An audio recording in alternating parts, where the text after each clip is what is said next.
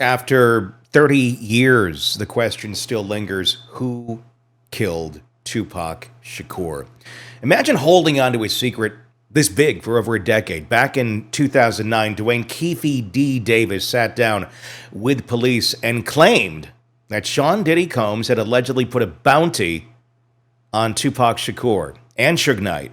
Fast forward to today, and these allegations are only now being taken seriously in court. The layers of psychology here are staggering, from the alleged motive behind Diddy's actions to the long delayed reckoning with this confession from Keefe D. What drives someone to confess to something so incriminating? A need for absolution, ego, or just really bad judgment? And what toll does carrying a secret like that take on the human psyche all these years later? Joining me to discuss, Siobhan Scott, psychotherapist and author. This is a new piece to this puzzle in the saga of Tupac. The piece being, oh my goodness, back in 2009, Keefe told this story to investigators. It was never looked into back then. It was just out there. So it wasn't as if now, with these allegations flying at him of murder, that he suddenly came up and said, Diddy told me to do this all this time ago. Because that's not what happened. This has been sitting there, and now it's out in the ether. What does that tell you about the legitimacy or not of these allegations and his name being mentioned so many times in this new piece of evidence? That was a police document now being submitted as discovery in this case. It sure fits in with this picture of Sean Combs that, has been building over the past few months here, with all the horrendous stories and the documentaries out and everything that we're learning, all the different allegations. As far as the secret, we don't really know how many other people he's told. Speaking of Keefe D, it's another strange piece in this saga of, the sex crazed hip hop cult, basically. It's just another kind of mind boggling thing. But I suppose the most surprising thing to me is that nothing was ever revealed about this before. And that's a real interesting aspect of this case. A lot of times, cases of this high profile magnitude, they get investigated. This case kind of went cold really quick. A lot of people saying, well, nobody's talking, nobody's saying anything. This is 2009.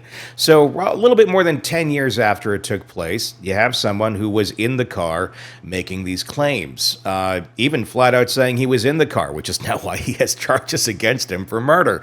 But the fact that he is now introducing this into evidence, it kind of takes away any question that he was involved or did this, Keefe D, but it also puts into motion, was someone else involved in this? And this goes beyond anything that Diddy had been accused of or has been accused of recently in terms of the sex trafficking. This is a whole other case.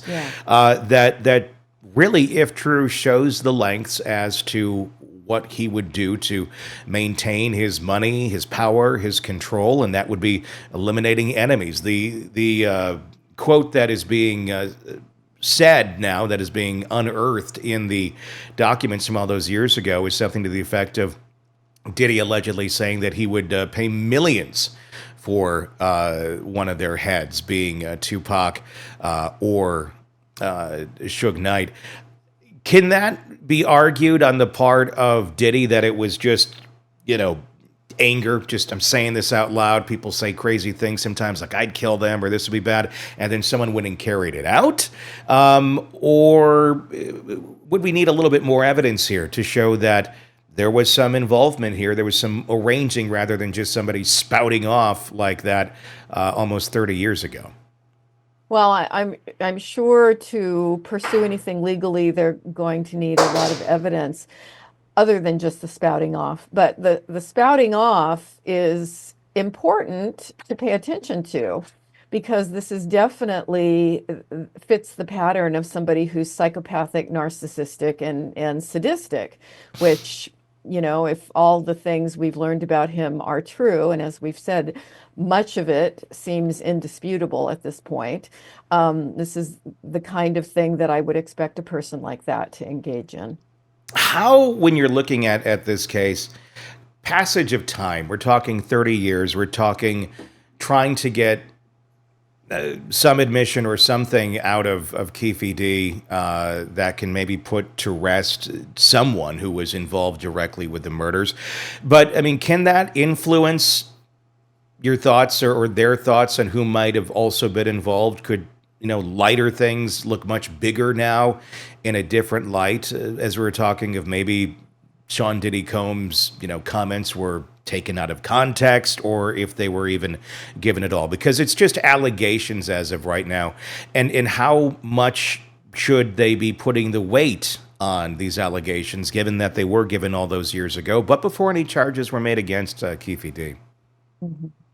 Yeah, I think when it's something involving murder and something of this importance, it needs to be evaluated and looked at really carefully. Because even 30 years later, I think if any of us were involved in a murder, that would be pretty indelibly etched in our mind, through the rest of our lives. So 30 years in that vantage point is not going to make that much of a difference. Yeah, there's a lot to unpack in this case in terms of who did what and for what reason, and what roles did their mental states play in all of this. A lot of this about ego, a lot of this about power and control. Someone who seemingly was bragging about the murder to reporters, even to law enforcement, all these years later, and now finally being charged. Uh, could this be a move of just, let me get some more attention here? Let me add this into the mix. I mean, granted, we do have documentation, but someone like Keefe D, who seemed to be proud of this, now, going to face life behind bars for it. That's an interesting place to go. I mean, what would be going through someone's mind, I guess? Did he think he was untouchable for a long period of time? Did he be willingly, openly saying his involvement in this case for all these years, and now finally the other shoe is dropping on him? Hmm. Well, it certainly doesn't seem that intelligent, but I think most of the time when you get people with criminal kinds of thinking, they're not necessarily very intelligent. And there is this bragging kind of persona that goes along with it. Look how bad I am. And so sometimes you get a lot of that going on, and people are bragging about things that, they probably should stay quiet about. One would think, but that's not the case here. Hey, thanks for checking out the video. Be sure to follow us wherever you download podcasts, and especially Apple Podcasts, where you can get advanced episode and premium content on our premium channel right there. Also, be sure to follow us on social media so you don't miss any breaking updates on the stories that matter to you most. We're on TikTok, X, Instagram, Facebook. Just search Hidden Killers Podcast with Tony Bruschi, and you'll find us right there. Again, thanks for watching.